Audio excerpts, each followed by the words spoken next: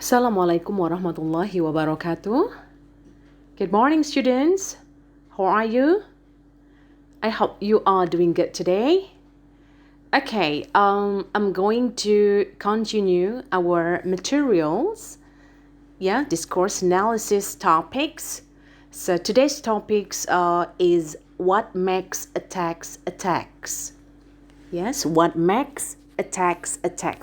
In the previous explanations, I've taught you that the key, in doing discourse analysis is attacks.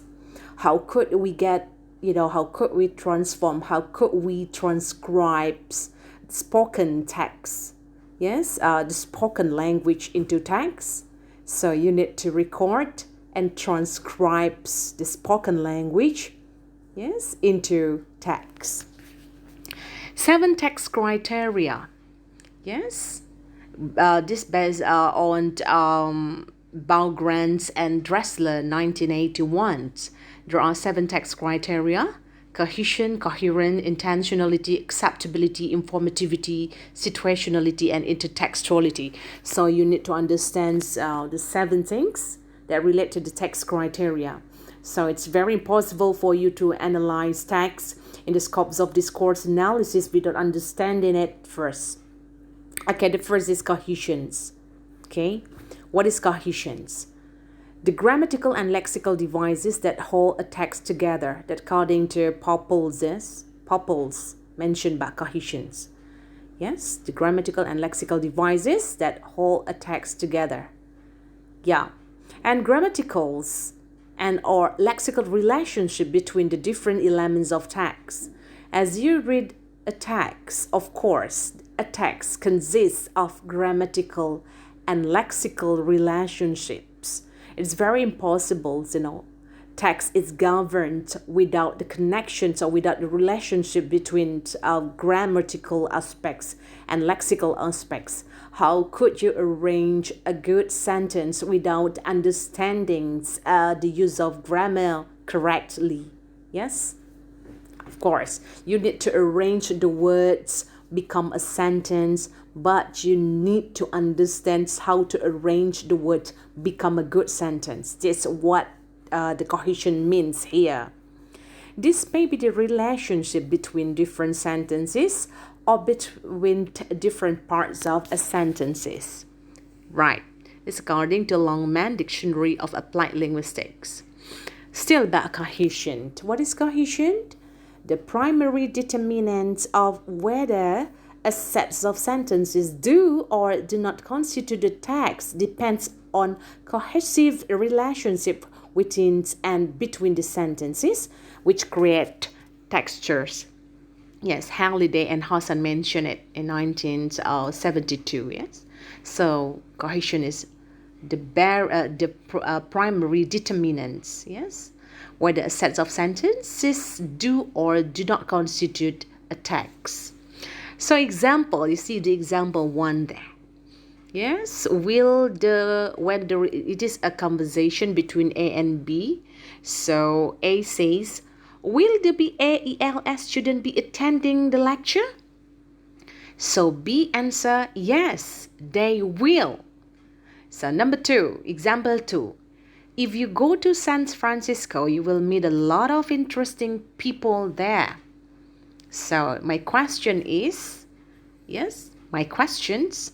is example 1 or example 2 cohesive? Yeah, correct in the use of grammatical and lexical devices there. Do you find some things incorrect in the use of grammatical aspect and lexical aspect in the 2 given examples? Yes, you analyze. Will the BSELS student be attending the lecture? So B answers, yes, they will. Do you think the sentence correct or incorrect? The grammar correct or incorrect? The use of words, yes, lexicons is correct there or incorrect? Yes, this in terms of cohesive relationships. And number 2, If you go to San Francisco, you will meet a lot of interesting people there. In terms of grammar first, grammatical aspect, do you find, incorrect grammatical use, in this sentence? Yes, this is a conditional sentence. Yes, conditional sentence. You find it correct or incorrect? Cohesive or not? Yes, cohesive or not cohesive? Yes, our discussion is still about cohesions, the first aspects of text criteria. Okay, now cohesions. Now we go to diaxis. What is diaxis? Definitions: pointing via language. Yeah, diaxis, pointing via language. So you need to be familiar with the use of discourse terms, in analyzing discourse analysis, in analyzing text. So you must be familiar with the terms diaxis. Yes, what is diaxis? Definitions: pointings via language. Yeah, pointing via language. Yes, as stated by Yule 1996. And there are three types of diaxis there. Person diaxis. Yes, example, I, you, she, it. Yes, spatial diaxis. Yes, that's relate to here, there, these, that, these, those. And temporal diaxis. Now, then, later, next day. Yeah, I think you have been familiar with this, but with different names. Yes, with different names. But in discourse, you will find the terms, yes, like this: person diaxis, spatial diaxis, and temporal diaxis. Okay, let's understand more about diaxis. Speakers and hearers must share the same context. When I say, I will put this there, see the underlined word, this there. What this? What there? In this context of sentence, yes, in the context of the sentence. Basic distinction between dialectic expression is the distance to the speakers. Yes, there are two distance here, yes. Proximal term, closer to the speakers, like these here now. Feel it, yes. Yes, it's about our mental perceptions. When I say this, it must be close to the speakers. Yes, here. Yes, it must be close to the speaker. Now, the time is close to the speaker. And also the distal terms, away from the speaker. When I say that must be away or far from the speaker. There, of course, the place is far from the speaker. And then also, yes, the time's context is far from the speaker. That diaxis. Now we understand the person diaxis first, the axis first. There are three parts or three divisions. The first person pronouns I, second person pronoun you, and the third person pronoun he, she, it. Okay, now let's understand. Now you are going to work with discourse analysis. It's this discourse analysis. You see the text here. Number one, yes, would Her Highness like to have some coffee? You see Her Highness there. What is the meanings of Her Highness? For an ironic or humorous purposes?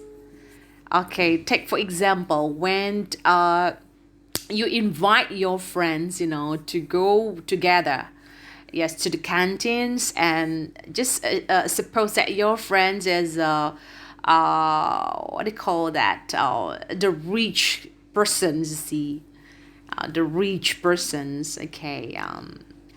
So would Her Highness like to have some coffee with us in the canteens?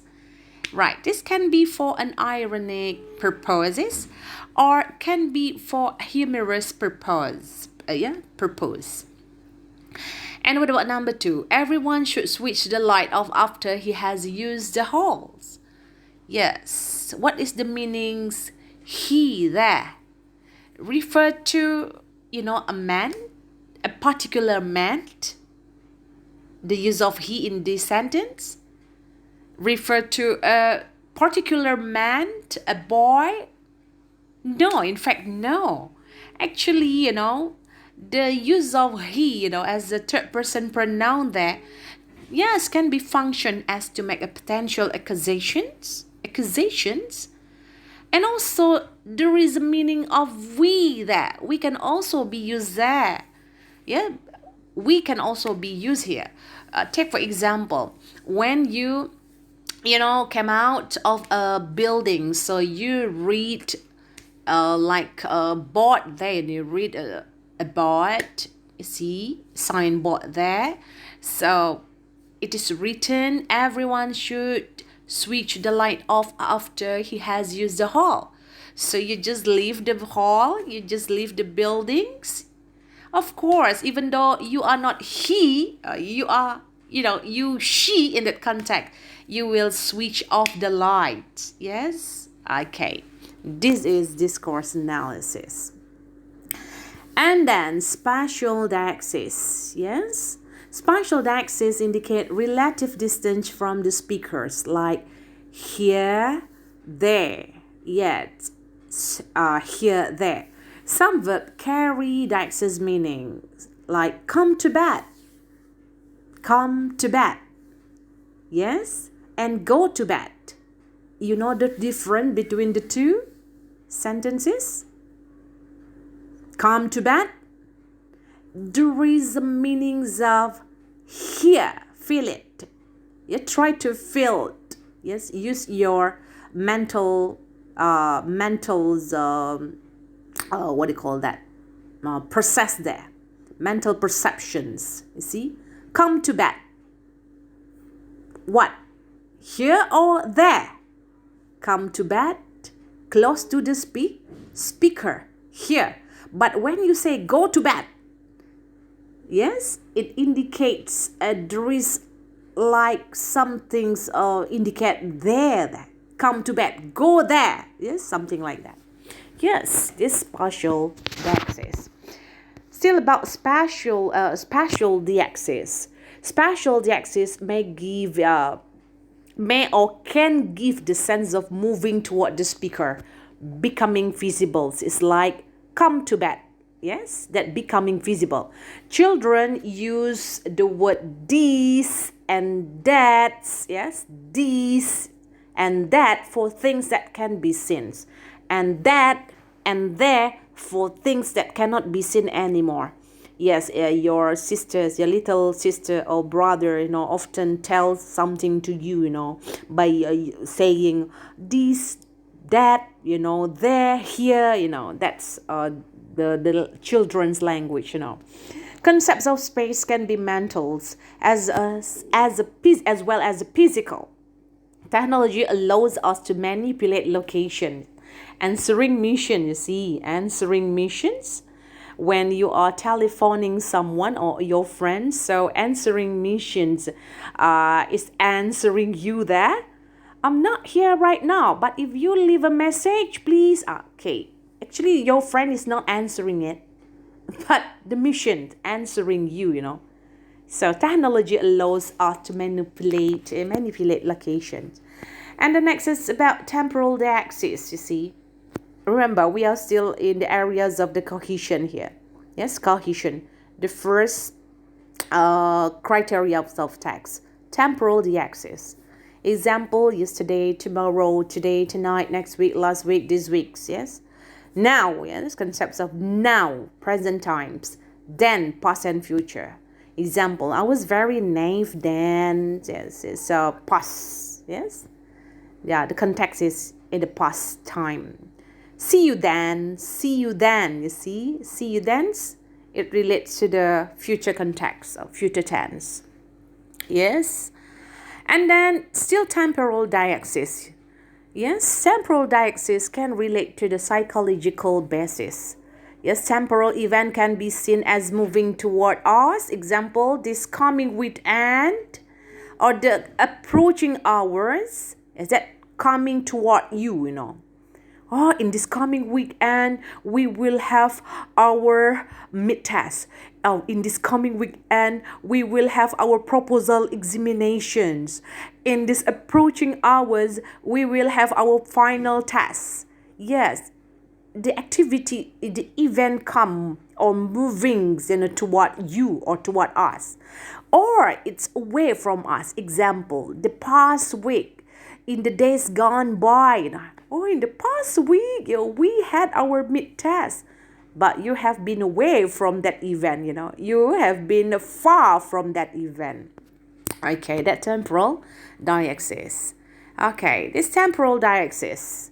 Present tense, proximal forms. Yes, present tense, this situation is still close to you, And past tense, these situations, the context of times, distal form is far from you, away from you. Example, I live here now. Yes, I live there then. Yes, like in literature review, when you read an article, you see in the articles, when you search article in the journal, so you often read this. Research has shown, these studies indicated, okay, you see this, yes, proximal forms and distal forms. Okay, and temporal diaxis. Yes, second conditional, past tense, distal form. If I were Bill Gates, okay, you may continue the language, the sentence. If I were Bill Gates, okay, is it possible for you to be a Bill Gates? If she had the money, all right, if I were Bill Gates, I would what? I would buy what? Okay, then. Okay, see. Yes, of course, this style, form, yes. And direct speech and reported speech. Are you planning to be here this evenings? That's proximal, yes, proximal forms. I asked her if she was planning to be here that evening. That distal forms. You may, use your mental perceptions, when you analyze this sentence. It's closely related to what things. Oh, this is proximal form. It's close to you. The time is close to you. Okay, this is a distal form. The times, is what it calls far from you. Okay, this is about the diaxis. Now we go to the grammatical cohesions. Yes, grammatical cohesions. Reference. Example, yes. Oh, pronouns is a reference. I, me, my, mine, she, his, hers, their, theirs. The definite article there, item like such, that grammatical cohesions in terms of reference. Kata tunjuk, right?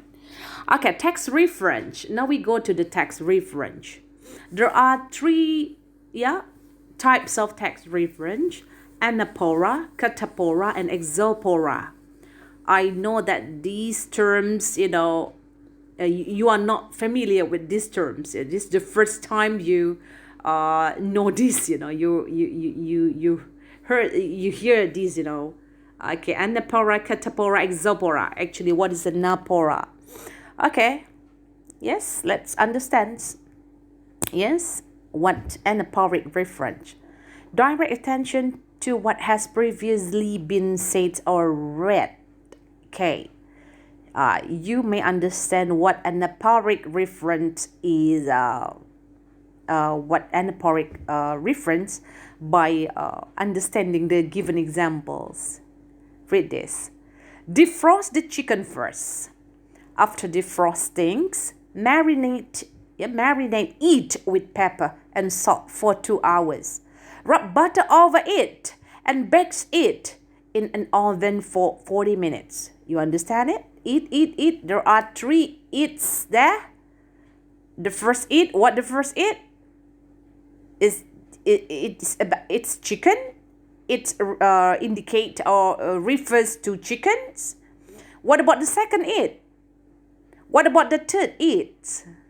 Okay, that's anaphoric reference. Direct attention to what has previously been said or read. Yes. Yes, what chicken there? Okay, defrost the chicken first. Ya, you ambil ayam, keluarkan ayam dari kulkas, okay? Kemudian you cairkan ayam yang beku tadi. Ya, defrost the chicken first. After defrosting, marinate it. Marinate it. Ayam yang mana? Ayam yang masih beku? Tentu ayam yang sudah you lelehkan tadi. With the peppers and salt for 2 hours. Okay. Rub butter over it. Ayam yang mana? Ayam yang sudah you kasih lada dan garam. Yang sudah didiamkan 2 jam tadi. Kemudian bake it. Ayam yang mana? Ayam yang sudah dikasih lada, garam, yang sudah didiamkan 2 jam. Kemudian ayam tadi sudah you kasih butter. Yes?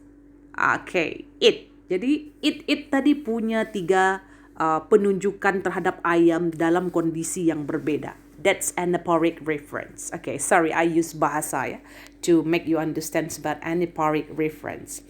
And then the second is cataphoric reference. Catapora point to what is to come through directed elements. Jadi you hanya bisa pahami ya reference atau kata tunjuk yang dipakai di dalam sebuah teks ketika you memahami keseluruhan isi dari sebuah teks yang disajikan. As a device that is usually to create suspense. This, kita akan coba memahami kata this yang tertulis di line 3 ini ya. You bisa lihat di sini ya. Kita akan coba pahami kata this. Ya. I shall be telling this with a sigh. You masih tidak tahu. You do not know the meanings of this. What does this refer to? Apa yang ditunjuk oleh kata this ya dalam teks ini. Somewhere edges and hands. 2 road diverge in a wood, and I took the one less traveled by, and that has made all the difference. Robert Frost, the road less traveled. Ini sebuah bait puisi ya. Bait puisi yang ditulis oleh Robert Frost, seorang sastrawan ternama dalam puisi yang berjudul The Road Less Traveled. Yes. Jalan yang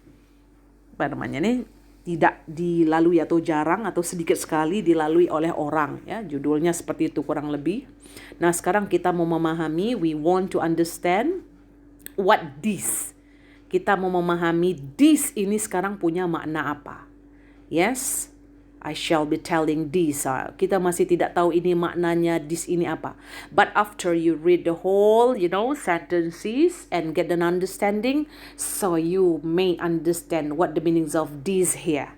Okay, it will be your assignments. Okay, saya akan menugasi Anda dengan bagian ini. Nanti you cari apa makna this di sini. Okay, okay, and then berikutnya adalah exaphoric reference. Source for interpretations of device is outside the context and can only be found by examining the context. Yes, exaphorics. Stop doing that here. I'm trying to work. Okay. Untuk memahami doing that here, itu yang dicetak miring itu, coba lihat. Stop doing that here. Ya, kita tidak bisa lagi mengandalkan teks, tapi betul-betul kita cek konteks keberlangsungannya. Yes, misalnya you memerintahkan adik you untuk berhenti melakukan sesuatu. Stop doing that here. I'm trying to work on my assignments. Okay. Hanya you yang tahu apa yang sedang dikerjakan oleh adik you dengan you melihat apa yang dilakukan oleh adik. To example, that exaphoric reference. Alright, saya pikir saya cukupkan dulu sampai slide 20. Selebihnya, yes, masih dalam kriteria teks yang pertama yaitu cohesions. Masih ada ellipsis, yes, substitution, conjunctions, okay. Belum lagi ke lexical cohesions. Itu akan kita lanjutkan di pertemuan berikutnya. Okay, I think that's all for today's materials. Thanks for your attention. Wassalamualaikum warahmatullahi wabarakatuh.